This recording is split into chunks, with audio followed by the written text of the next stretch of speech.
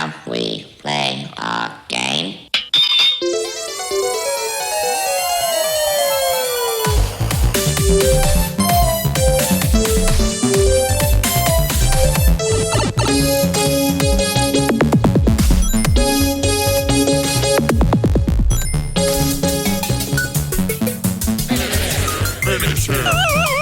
All right. I'm ready to jump into this bad boy. I have a quick question for Drew Brent. Okay. Go ahead. Why did you pick this game? Okay. So I have a feeling I know why. you had originally picked a different game. Yeah. Well, here's the thing. I had originally picked Madden because that's something we could all get in on and whatever. So Joey and I have played Madden several times, and if we've played 40 times, he's beaten me 39. I mean, and not just like beaten me, like pummeled me, devastated me, destroyed me in ways that it's not fair, it's not nice. There was one game I remember specifically that he just beat me by like 60, and I'm not real cool with it. So I decided to pick WWE 2K19 because I'm a massive wrestling fan, and not only am I a massive wrestling fan, I felt like this was a game that we could have. So that's why. Well, but the other side of that is, Joey, I'm also a massive professional wrestling fan. And just so you know, I've been a wrestling fan for a long time. An unabashedly very proud wrestling fan. So I picked this game because I freaking love it. Let's do this thing. And by the way, I have always wanted to hit you in the head with a chair. All right? Like a lot of times. I feel like I might have already done that to you at some point. Probably. In real life. Most definitely. Yeah, so I mean, here's the thing. Now, I'm going to be the guy on the right, and I can't decide who I'm going to be, so I've got to go with, all right. Oh, Lord, no. All right, absolutely not. I'm not doing this thing.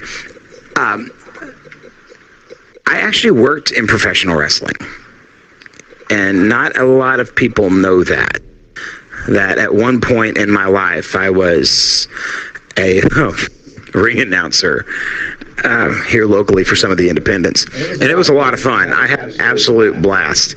But yes, I did that. I feel like I may have seen you at some of those. Yeah, okay, so weird thing about that is that there was a guy who cornered me in Walmart years ago. I'm in Walmart late at night, right, because I wanted some Lucky Charms. And I see this guy wearing overalls and no shirt on underneath. And I know that I've got a problem because he's approaching me, and he looks like he might know who I am, but I can't decide why he knows who I am, like if I did something terrible to him at some point in my life or whatever. So we meet in the cereal aisle, and I'm trying to decide, like all of the scenarios are playing out in my mind. Like, do I owe this guy money? Are these people who my relatives have made mad? Because that's absolutely a possibility. There's all kinds of... He looked at me and he said, "I know who you are." And I have no idea how to respond, and so I'm like, you do? He said, "Yeah, I've seen you before." And everything in my mind is going, please, God, do not let me have dated his daughter. That's the only thing that I can think. And he said, "I saw you at that wrestling." Yes, you did. You did see me. I was totally Daniel Bryaning right now. I was like, yes, you saw me there. Yes, I was the ring announcer. It's so great to see you. He wants to start talking about the status of modern professional wrestling and philosophy in modern professional wrestling in the middle of the cereal aisle at 12 a.m. And I'm only there because I want to eat Lucky Charms. And by the way, not just eat Lucky Charms, eat them dry in my Jeep, because that's what I wanted for my life at that point. I didn't want to talk about the finer points of professional wrestling philosophy, which, by the way, there are none. So, something we can agree on. Right. So, like, it's. By the way, there's the guy. He's gonna punch you in the face so hard your hair falls out. So yeah, I've had a nice relationship with professional wrestling over the years. That's why this game is here. For sure. So you were going to be the Beast, Brock Lesnar. Yeah. And I'm going to be the guy that looks like our own Joey Balch. He does kind of look like Joey Balch. Like, yeah, a little bit. Now, funny story. Brock Lesnar was former UFC. Now he's currently showing up one night every 3 months for a $2 million payday. You know, which or it was just really ridiculous how much this guy gets paid for that stuff. But I mean, he could actually like destroy all four of us right now. Oh, no question about that. No, there's nobody who says that they've got a shot against Brock Lesnar. I think all four of us could take him. I think Alan could take him. I do too. What are you gonna do? I have no idea. Throw Jay to him? I mean, like. I would throw Jay. Well, see, I want to dive into that a little bit because I was really intrigued by the fact that you picked Sting. Not because I'm also a wrestling fan, but I can look at the professional wrestling and I can look at you as a person, and I see a lot of similarities. You are a very charismatic person. Well, that's interesting. I don't know. Okay, look, here's the thing. I have the volume turned up on me pretty much all the time. And I don't really know how to stop. My wife gets a little bit frustrated because I'm the kind of guy that when you wake up in the morning, I'm awake. You know, oh, don't do the button mashing thing. You're doing the button mashing thing. Try to make this thing at least semi-competitive, Matt. All right, see there? Giant man. Well, you picked your midget guy. There he is. Boom. There he is. All right. That's not my fault you did that. I picked a legitimate UFC fighter, and you picked a guy that looks like Joey. All right? That's your fault. Now the fact that I'm slamming your head into the ground for some reason brings me more satisfaction than it really ought to. All right, guys, that's all for tonight's show. That's all you needed. Okay, so I have a question for you. I don't know if I can actually ask. What? Why? One of you guys better get into the ring. Oh, crap, I forgot about that. There's, oh, so now you want to do a dance move? Oh, do not win this way. Ketchum, do not win that way. If you did, I'd leave the show. So I have a question for you. So what got you started on your wrestling fandom? What got you started in this? Well, different from other people, I primarily didn't watch wrestling until I was a little bit older. So I was about 10, and that was the height of the Goldberg era. Goldberg, he's Wrestling Friday. He is. I want to say I'm excited, but we all know how this match is going to go. Yeah, we do. But oh, okay, that just happened. Wow. That is the highlight of everything that's happened to me today. That right there. But I think just the fact of kind of the childhood I came from, it was nice to get lost in a storyline. It was nice to sometimes feel like R is the chorus. I just enjoyed having the ability to, you know, you can like a bad guy, you can hate a bad guy. I really overall enjoyed the storytelling in a nutshell. I can appreciate that. You know, I got into it kind of late too, about the height of right before, you know, when the Monday Night Wars thing was happening. And I think everybody who I went to school with was at some point dressed up in Halloween as Sting, or they did some kind of wrestling thing. You know, everybody was into it at that point. I kicked you in the head so hard that your hair glitched.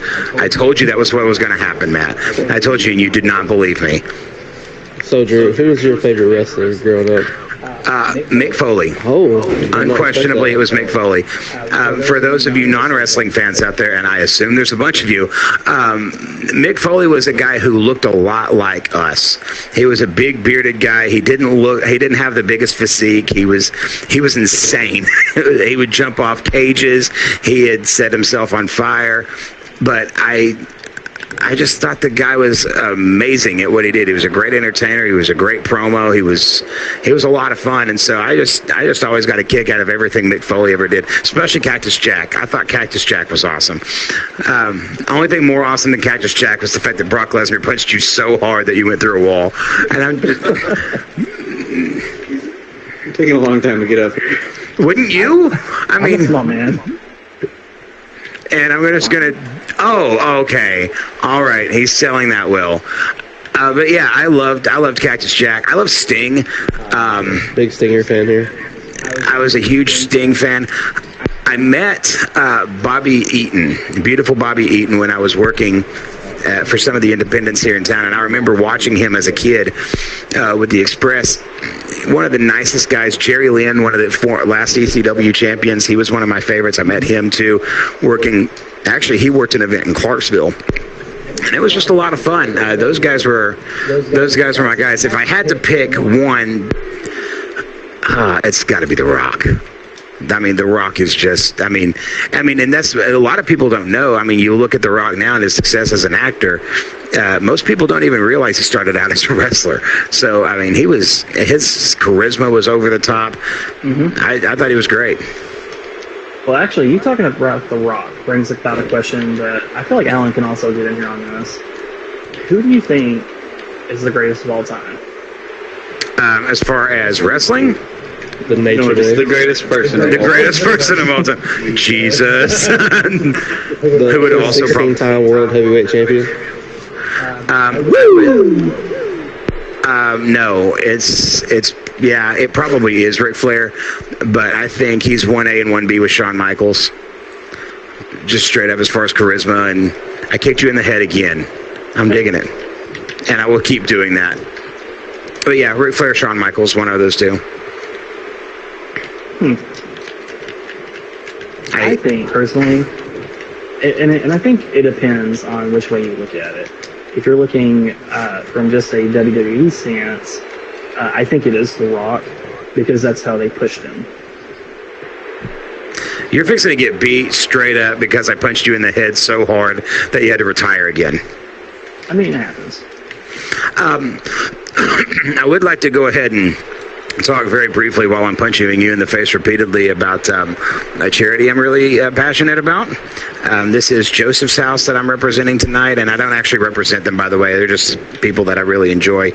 Dave and Rebecca Barton are the founders of Joseph's House. What they do here in the community is take care of foster kids and foster parents here in town with resources, that sort of thing. They are they're a great Christian organization, great Christian family. Joey, I know you know the Bartons. These are great people who I think the world of, and so they also happen to be my landlord, so I'm really thankful for that. But so I just a heads up there. I mean, but I will tell you that Joseph's House and what they do for foster kids here in this area, my heart for foster children has increased quite a bit over the last few years, and so I'm proud that we get to talk about them a little bit tonight. McAllister's, where I am the general manager, is doing a promotion that will see us do 4 fundraisers over the next 2 months for Joseph's House, and I'm looking forward to it. I'm hoping that we can bring them some promotion, get them some money, and help them continue their mission, because what they do in this area is just unbelievable. Cover for the pin 1, 2, and it's going to be a 3 count. Brock Lesnar wins this one. Matt Ketchum, your reaction after getting the living poo beat out of you. I don't know what we can and can't say. Crap is probably not allowed, right?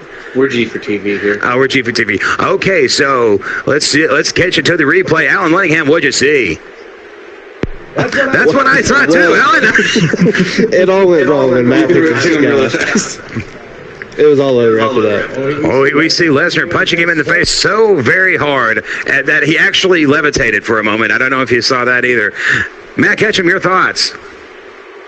I mean, that's what I thought too, Matt. Thank you so much for letting me be your first guest. You're making us regret it already. That didn't take long. If this is going to be fair here, he should have won. Well, yeah, of course he should have won. Like, there's never been a... Look at this man. He's got a sword tattooed up to his throat. Is that a sword? I don't know what it is. It looked like a sword. It's a blade, but I'm not sure. Blade. Fine, whatever. I mean, I don't know. It's a blade to his throat, okay? I don't know the correct terminology. Forged in Fire. Great show. Not one of our sponsors. Not one yet. Yes.